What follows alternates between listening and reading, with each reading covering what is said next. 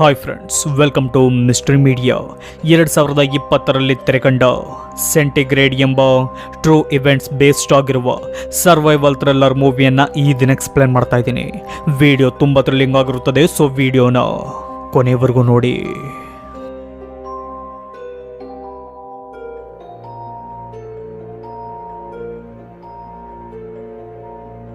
ಮೂವಿಯ ಮೊದಲ ಸೀನ್ ಶುರುವಾಗುವುದು 2002ರಲ್ಲಿ. ಆಗ ನಾವು ಹೆಪ್ಪುಗಟ್ಟಿರುವ ಹಿಮದ ಮಧ್ಯೆ ಸ್ಟಕ್ ಆಗಿರುವ ಹಾಗೂ ಕಾರ್ನ ಒಳಗಿರುವ ಕಪಲ್ಸ್ ಅನ್ನು ನೋಡ್ತೀವಿ. ಸ್ನೇಹಿತರೆ, ರಾತ್ರಿ ಸಮಯದಲ್ಲಿ ಈ ಕಪಲ್ಸ್ ನಾರ್ವೆಯ ಪರ್ವತಗಳ ಮಾರ್ಗದಲ್ಲಿ ಹೋಗುವಾಗ ಹಿಮದ ಚಂಡಮಾರುತ ಶುರುವಾಗುತ್ತದೆ. ಆಗ ಡ್ರೈವ್ ಮಾಡುವುದು ಡೇಂಜರಸ್ ಎಂದು ಭಾವಿಸಿದ ಅವರು ರೋಡ್ನ ಪಕ್ಕದಲ್ಲಿಯೇ ಕಾರ್ ಪಾರ್ಕ್ ಮಾಡ್ತಾರೆ.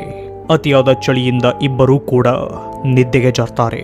ಬೆಳಿಗ್ಗೆ ಎದ್ದು ನೋಡಿದರೆ ಕಾರ್ ಚಂಡಮಾರುತದಿಂದ ಹಿಮದಿಂದಲೇ ಮುಚ್ಚಿ ಹೋಗಿರುತ್ತದೆ. ಹೀಗೆ ಆ ಕಾರ್ ಡೋರ್ ತೆಗೆಯಲು ಪ್ರಯತ್ನ ಪಟ್ಟರೂ ಆಗುವುದಿಲ್ಲ, ಕಾರ್ ಕೂಡ ಸ್ಟಾರ್ಟ್ ಆಗುವುದಿಲ್ಲ. ಆಗ ನಮಗೆ ಅವರ ಹೆಸರು ತಿಳಿಯುತ್ತದೆ. ಅವರ ಹೆಸರು ಮ್ಯಾಥ್ಯೂ ಹಾಗೂ ನವೋಮಿ ಎಂದು. ಆಗ ನವೋಮಿ ತುಂಬ ಗಾಬರಿಯಾಗಲು ಶುರು ಮಾಡ್ತಾಳೆ. ಆಗ ಮ್ಯಾಥ್ಯೂ ಅವಳಿಗೆ ಸಮಾಧಾನ ಮಾಡುವಾಗ ತಿಳಿಯುತ್ತದೆ ನವೋಮಿ ಪ್ರೆಗ್ನೆಂಟ್ ಎಂದು.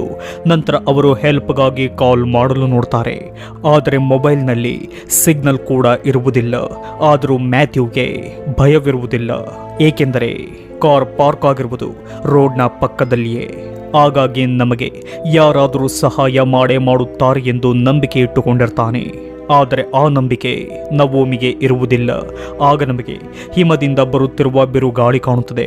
ಈ ಸಮಯದಲ್ಲಿ ನವೋಮಿ ಹೇಳ್ತಾಳೆ, ನಾವು ಈ ಕಾರ್ನ ಗ್ಲಾಸ್ ಒಡೆದು ಹಿಮವನ್ನು ಅಗೆದು ಹೊರಗೋಗೋಣ ಎಂದು ಹೇಳ್ತಾಳೆ. ಆದರೆ ಮ್ಯಾಥ್ಯೂ ಒಪ್ಪುವುದಿಲ್ಲ. ಆಗ ಅವಳಿಗೆ ಹೀಗೆ ಹೇಳ್ತಾನೆ, ನವೋಮಿ, ನಮಗೆ ಯಾರಾದರೂ ಸಹಾಯ ಮಾಡಲು ಬರುತ್ತಾರೆ. ಅಲ್ಲಿಯವರೆಗೂ ನಾವು ಇಲ್ಲಿಯೇ ಇರುವುದು ಸೂಕ್ತ. ಹೊರಗಡೆ ಅತಿಯಾದ ಚಳಿ ಇದೆ. ನಮಗೆ 1 ವಾರಗಳ ಕಾಲ ಆಗುವಷ್ಟು ಫುಡ್ ಇದೆ, ಕುಡಿಯಲು ನೀರಿದೆ ಹಾಗೂ ಕ್ಯಾಂಡಲ್ಗಳಿವೆ. ನಾವು ಕಾಯಲೇಬೇಕು ಎಂದು ಹೇಳ್ತಾನೆ. ಇದರಿಂದ ಅವರಿಬ್ಬರ ನಡುವೆ ಜಗಳವಾಗುತ್ತದೆ. ಕೊನೆಗೆ ನವೋಮಿ ಮ್ಯಾಥ್ಯೂ ಮಾತಿಗೆ ಒಪ್ಪಿಕೊಳ್ತಾಳೆ. ಹೀಗೆ ಅವರಿಬ್ಬರು ಯಾರಾದರೂ ಬರುತ್ತಾರೆ ಎಂದೇ 4 ದಿನ ಕಾರ್ನಲ್ಲಿಯೇ ಕಳೆಯುತ್ತಾರೆ. ಹೀಗೆ ಮ್ಯಾಥ್ಯೂ ಸರಿಯಾಗಿ ಆ ಫುಡ್ ಅನ್ನು ತಿನ್ನದೆ ಎಲ್ಲವನ್ನು ನವೋಮಿಗೆ ತಿನ್ನಲು ಕೊಡ್ತಾನೆ.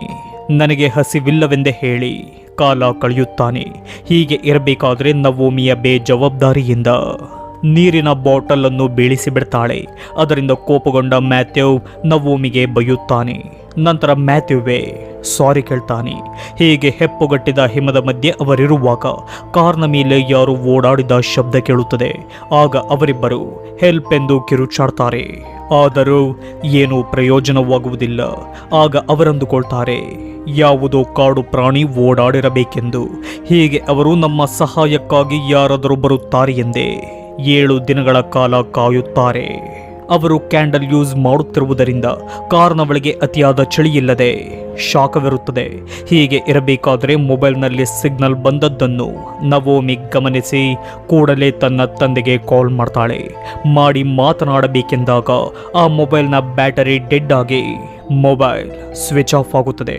ಹೀಗೆ ಅವರು 9 ದಿನಗಳ ಕಾಲ ಆ ಕಾರ್ನಲ್ಲಿಯೇ ಕಳೆಯುತ್ತಾರೆ. ಆಗ ನವೋಮಿ ಮ್ಯಾಥ್ಯೂಗೆ ತಿನ್ನಲು ಊಟ ಕೊಡ್ತಾಳೆ. ಆದರೆ ಮ್ಯಾಥ್ಯೂ ನನಗಸಿವಿಲ್ಲ, ನಾನು ಚೆನ್ನಾಗಿಯೇ ಇರುವೆ ಎಂದು ಅವಳಿಗೇನೆ ತಿನ್ನಲು ಹೇಳ್ತಾನೆ. ಹೀಗೆ ಕೆಲ ದಿನಗಳಾದ ಮೇಲೆ ನವೋಮಿ ಕೋಪದಿಂದ ಹೇಳ್ತಾಳೆ, ನಮಗೆ ಯಾರೊಬ್ಬರು ಕೂಡ ಸಹಾಯ ಮಾಡಲು ಬರುವುದಿಲ್ಲ. ನಾವೇ ಈ ಕಾರ್ ಗ್ಲಾಸ್ ಅನ್ನು ಹೊಡೆದು ಹಾಗೆಯೇ ಹೆಪ್ಪುಗಟ್ಟಿರುವ ಹಿಮ ಹೊಡೆದು ಇಲ್ಲಿಂದ ಹೋಗಬೇಕು. ಹೋದರೆ ಮಾತ್ರ ನಾವು ಬದುಕಲು ಸಾಧ್ಯ ಎಂದು ಹೇಳ್ತಾಳೆ. ಆದರೆ ಮ್ಯಾಥ್ಯೂ ಅದಕ್ಕೆ ಒಪ್ಪುವುದಿಲ್ಲ. ಯಾಕೆ ಎಂದು ನವೋಮಿ ಕಿರುಚಾಡಿದಾಗ ಮ್ಯಾಥ್ಯೂ ಹೇಳ್ತಾನೆ, ನಾವು ಸ್ಟಕ್ ಆಗಿರುವ ಜಾಗದ ಸುತ್ತ ದೊಡ್ಡ ಕಾಡಿದೆ. ನಾವು ಹೊರಗೋದರೆ ನಾವು ಸಾಯುವ ರೀತಿಯ ಭಯಾನಕ ತಾಪಮಾನವಿದೆ. ಈ ಕಾರ್ನಲ್ಲಿ ಶಾಖವಿರುವುದರಿಂದಲೇ ನಾವು ಇನ್ನೂ ಬದುಕಿದ್ದೇವೆ. ಈ ಕಾರ್ ಗ್ಲಾಸ್ ಹೊಡೆದರೆ ಕಾರ್ ಒಳಗಿರುವ ಶಾಖವೆಲ್ಲ ಹೊರಟೋಗಿ ಚಳಿ ಆವರಿಸಿಕೊಳ್ಳುತ್ತದೆ. ನನ್ನ ಮಾತು ಕೇಳು, ನಾವಿಲ್ಲಿಯೇ ಉಸಿರು ಗಟ್ಟಿ ಹಿಡಿದು ಕಾದರೆ ಯಾರಾದರೂ ಬಂದು ನಮಗೆ ಹೆಲ್ಪ್ ಮಾಡುತ್ತಾರೆ. ನಾವು ಹೊರಗೋದರೆ ಕಾಡನ್ನು ದಾಟಿ ಜನರಿರುವ ಜಾಗಕ್ಕೆ, ಅಂದರೆ 50 ಮೈಲಿಗಳಷ್ಟು ಹೋಗುವಷ್ಟರಲ್ಲಿ ಹಿಮದ ಬಿರುಗಾಳಿಯಿಂದ ಸಾಯುವುದು ಖಂಡಿತ. ನಾವಿರುವುದು ರೋಡ್ ಸೈಡ್ನಲ್ಲಿಯೇ, ಯಾರಾದರೂ ಬಂದೇ ಬರುತ್ತಾರೆ. ಕಾಯೋಣೆ ಎಂದು ಹೇಳ್ತಾನೆ. ಹೀಗೆ ಅವರಿಬ್ಬರು ಜಗಳವಾಡುವಾಗ ನವೋಮಿಗೆ ಉಸಿರುಗಟ್ಟಲು ಶುರುವಾಗುತ್ತದೆ.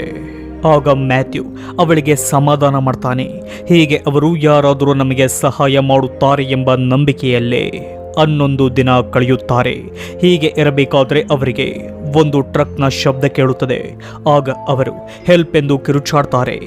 ಆದರೆ ಆ ಟ್ರಕ್ ರೋಡನ್ನು ಹಿಮದಿಂದ ಕ್ಲಿಯರ್ ಮಾಡುವ ಟ್ರಕ್ ಆದ್ದರಿಂದ ಅದರ ಶಬ್ದದಿಂದ ಡ್ರೈವರ್ಗೆ ಇವರ ಕೂಗಾಟ ಕೇಳುವುದೇ ಇಲ್ಲ. ಹೀಗೆ ರೋಡ್ ಕ್ಲಿಯರ್ ಮಾಡಿದ ಆತ ಅಲ್ಲಿಂದ ಹೊರಟು ಹೋಗ್ತಾನೆ. ಹೀಗೆ ನವೋಮಿ ಹೊರಗಡೆ ಹೋಗೋಣವೆಂದು ಮ್ಯಾಥ್ಯೂ ಬೇಡವೆಂದು ಜಗಳವಾಡುತ್ತಲೇ 15 ದಿನವನ್ನು ಕಾರ್ನಲ್ಲಿ ಕಳೆಯುತ್ತಾರೆ. ಸಮಯ ಹೋಗುತ್ತಿದ್ದಂತೆ ನವೋಮಿಗೆ ಕಾರ್ನಲ್ಲಿ ಇರಲು ಆಗುವುದಿಲ್ಲ. ಆಗ ಹುಚ್ಚಿಯಂತೆ ಆಡಲು ಶುರು ಮಾಡಿದ ಆಕೆ ವಿಂಡೋ ಗ್ಲಾಸ್ ಅನ್ನು ಹೊಡೆದಾಕ್ತಾಳೆ. ಆಗ ಬಂದ ಮ್ಯಾಥ್ಯೂ ಅವಳನ್ನು ತಡೆದು ಕಂಟ್ರೋಲ್ ಮಾಡ್ತಾನೆ. ಹೀಗೆ ಆ ವಿಂಡೋ ಗ್ಲಾಸ್ ಹೊಡೆದ ಕಾರಣ ತುಂಬಾ ಚಳಿಗಾಳಿ ಕಾರ್ನ ಒಳಗೆ ಬರಲು ಶುರು ಮಾಡುತ್ತದೆ. ಆಗ ಮ್ಯಾಥ್ಯೂ ಕವರ್ಗಳಿಂದ ಅದನ್ನು ಮುಚ್ಚಿ ನವೋಮಿಯನ್ನು ಬೆಚ್ಚಗಿಡಲು ತುಂಬಾ ಪ್ರಯತ್ನ ಪಡ್ತಾನೆ. ಹೀಗೆ ಇರುವಾಗ ನವೋಮಿಗೆ ಹೆರಿಗೆಯ ನೋವು ಶುರುವಾಗುತ್ತದೆ. ಆ ಕಷ್ಟದಲ್ಲಿಯೇ ನವೋಮಿ ಒಂದು ಹೆಣ್ಣು ಮಗುವಿಗೆ ಜನ್ಮ ಕೊಡ್ತಾಳೆ. ಹಾಗೂ ಅದಕ್ಕೆ ಅವರಿಬ್ಬರು ಒಲಿವಿಯಾ ಎಂದು ಹೆಸರಿಡ್ತಾರೆ. ಹೀಗೆ ಮ್ಯಾಥ್ಯೂ ಆ ಎಳೆ ಮಗುವನ್ನು ಬೆಚ್ಚಗಿಡಲು ತುಂಬ ಪ್ರಯತ್ನ ಪಡ್ತಾನೆ. ತನ್ನ ಹೆಂಡತಿ ಹಾಗೂ ಮಗಳಿಗಾಗಿ ತಾನಾಕಿಕೊಂಡಿದ್ದ ಕೋಟನ್ನು ಅವರಿಗೆ ಕೊಡ್ತಾನೆ. ಹೀಗೆ ಹಿಮ ಬಿರುಗಾಳಿ ಶಾಂತವಾಗಿ ಆ ಜಾಗ ನಾರ್ಮಲ್ ಆಗಲು ಶುರುವಾಗುತ್ತದೆ. ಹೀಗೆ ಅವರು ಕಾರ್ನಲ್ಲಿಯೇ 19 ದಿನವನ್ನು ಕಳೆಯುತ್ತಾರೆ. ಮ್ಯಾಥ್ಯೂ ಅವರಿಗಾಗಿ ಕೇರ್ ಮಾಡುವ ರೀತಿ ನೋಡಿದ ನಮಗೆ ಮ್ಯಾಥ್ಯೂ ಹೆಂಡತಿಗೆ ಒಳ್ಳೆಯ ಗಂಡ ಹಾಗೂ ಮಗಳಿಗೆ ಒಳ್ಳೆಯ ತಂದೆ ಎಂದು ನಮಗನ್ನಿಸುತ್ತದೆ. ಮರುದಿನ ನವೋಮಿ ಮ್ಯಾಥ್ಯೂನನ್ನು ಕೂಗುತ್ತಾಳೆ. ಆದರೆ ಮಲಗಿರುವ ಮ್ಯಾಥ್ಯೂ ಎದ್ದೇಳುವುದಿಲ್ಲ. ಆಗ ಗಾಬರಿಯಾದ ನವೋಮಿ ಅವನ ಬಳಿ ಹೋದಾಗ ಸರಿಯಾಗಿ ಊಟವಿಲ್ಲದೆ ಹಾಗೂ ಅತಿಯಾದ ಚಳಿ ತಾಳಲಾರದೆ ಮ್ಯಾಥ್ಯೂ ಅವರನ್ನು ರಕ್ಷಿಸಿ ತನ್ನ ಪ್ರಾಣವನ್ನು ಬಿಟ್ಟಿರುತ್ತಾನೆ. ಅದರಿಂದ ನವೋಮಿಗೆ ಅತಿಯಾದ ನೋವಾಗುತ್ತದೆ. ಕೆಲ ಸಮಯದ ನಂತರ ನವೋಮಿ ಮಗುವಿಗಾಗಿಯಾದರೂ ನಾನು ಉಳಿಯಲೇಬೇಕೆಂದು ಪೇಪರನ್ನೇ ತಿಂದು ಬದುಕುತ್ತಾಳೆ. ರಾತ್ರಿ ಸಮಯದಲ್ಲೇ ಆ ಕಾರ್ನ ಪಕ್ಕದ ರೋಡ್ನಲ್ಲಿ ಮತ್ತೊಂದು ಕಾರ್ ಪಾಸ್ ಆಗುತ್ತದೆ. ಆದರೆ ಆ ಕಾರ್ನವರಿಗೆ ಹಿಮದಿಂದ ಮುಚ್ಚಿರುವ ನವೋಮಿ ಕಾರ್ ಕಾಣುವುದೇ ಇಲ್ಲ. ಆಗ ನವೋಮಿ ಆ ಹೆಪ್ಪುಗಟ್ಟಿದ ಹಿಮವನ್ನು ಹೊಡೆಯುತ್ತಾಳೆ. ಹೊಡೆದ ರಭಸಕ್ಕೆ ಅವಳ ಕೈಯಿಂದ ರಕ್ತ ಬರುತ್ತದೆ ಹೊರತು ಆ ಮಂಜುಗೆಡ್ಡೆ ಹೊಡೆಯುವುದಿಲ್ಲ. ಹೀಗೆ ನವೋಮಿ ತನ್ನ ಮಗುವಿನೊಂದಿಗೆ ತುಂಬ ಕಷ್ಟಪಟ್ಟು 24 ದಿನವನ್ನು ಆ ಕಾರ್ನಲ್ಲಿಯೇ ಕಳೆಯುತ್ತಾಳೆ. ಆದರೆ ಯಾರೊಬ್ಬರೂ ಕೂಡ ಸಹಾಯಕ್ಕೆ ಬರುವುದೇ ಇಲ್ಲ. ಮರುದಿನ ಅತಿಯಾದ ಬಿಸಿಲಿನಿಂದ ಆ ಹೆಪ್ಪುಗಟ್ಟಿದ್ದ ಹಿಮ ಸ್ವಲ್ಪ ತೆಳುವಾಗುತ್ತದೆ. ಆಗ ನವೋಮಿ ಈ ಬಾರಿಯಾದರೂ ನಾನು ಇಲ್ಲಿಂದ ಹೋಗಲೇಬೇಕೆಂದು ಆ ಮಂಜುಗಡ್ಡೆಯನ್ನು ಕಷ್ಟಪಟ್ಟು ಹೊಡೆಯುತ್ತಾಳೆ. ನಂತರ ತನ್ನ ಮಗುವನ್ನು ಒಂದು ಬ್ಯಾಗಿಗೆ ಹಾಕಿಕೊಂಡು ತಮ್ಮ ಜೀವ ಉಳಿಸಿದ ಮ್ಯಾಥ್ಯೂಗೆ ಥ್ಯಾಂಕ್ಸ್ ಎಂದು ಹೇಳಿ ನವೋಮಿ ಆ ಕಾರ್ನಿಂದ ಹೊರಬರ್ತಾಳೆ. ಹೀಗೆ ನವೋಮಿ ಆ ಅಪಾಯಕಾರಿ ಚಳಿಯಲ್ಲಿ ಗಂಟೆಗಳ ಕಾಲ ಕಿಲೋಮೀಟರ್ನಷ್ಟು ನಡೆಯುತ್ತಾಳೆ. ಆದರೆ ಯಾವುದೇ ಜನರಿರುವ ಸ್ಥಳ ನವೋಮಿಗೆ ಸಿಗುವುದೇ ಇಲ್ಲ. ಹೀಗೆ ಹೋಗುವಾಗ ನವೋಮಿಗೆ ನಮ್ಮ ಸಾವು ಖಂಡಿತ ಎಂದುಕೊಳ್ಳುವಾಗ ಆಕಾಶದಲ್ಲಿ ಹೋಗುತ್ತಿರುವ ಪ್ಲೇನ್ ಕಾಣುತ್ತದೆ. ಆಗ ನವೋಮಿ ದೇವರು ತೋರಿಸುತ್ತಿರುವ ದಾರಿ ಇದೇ ಇರಬೇಕೆಂದುಕೊಂಡು ಆ ಪ್ಲೇನ್ ಹೋದ ಡೈರೆಕ್ಷನ್ನಲ್ಲೇ ಹೋಗುತ್ತಾಳೆ. ಹೀಗೆ ತುಂಬ ದೂರ ಹೋದ ಅವಳಿಗೆ ದೂರದಲ್ಲಿ ಒಂದು ಹೋಟೆಲ್ ಕಾಣುತ್ತದೆ. ಅದರಿಂದ ನವೋಮಿಗೆ ತುಂಬ ಖುಷಿಯಾಗುತ್ತದೆ. ಅಲ್ಲಿಗೆ ಸೆಂಟಿಗ್ರೇಡ್ ಮೂವಿ ಎಂಡ್ ಆಗುತ್ತದೆ. ನಂತರ ಬರುವ ಕ್ರೆಡಿಟ್ ಸೀನ್ನಿಂದ ನಮಗೆ ತಿಳಿಯುವುದೇನೆಂದರೆ ಹೋಟೆಲ್ಗೆ ಹೋದ ನವೋಮಿ ಮತ್ತು ಮಗುವನ್ನು ಹೋಟೆಲ್ ಸಿಬ್ಬಂದಿಗಳು ಹಾಸ್ಪಿಟಲ್ಗೆ ಸೇರಿಸುತ್ತಾರೆ. ಅವರ ಕೋಲ್ಡ್ಗೆ ಟ್ರೀಟ್ಮೆಂಟ್ ಕೊಡ್ತಾರೆ. ನಾನು ಮತ್ತು ನನ್ನ ಮಗು ಬದುಕಲು ಕಾರಣ ಮ್ಯಾಥ್ಯೂನ ತ್ಯಾಗ ಎಂದು ನವೋಮಿ ಮ್ಯಾಥ್ಯೂನನ್ನು ನೆನೆಸಿಕೊಳ್ತಾಳೆ.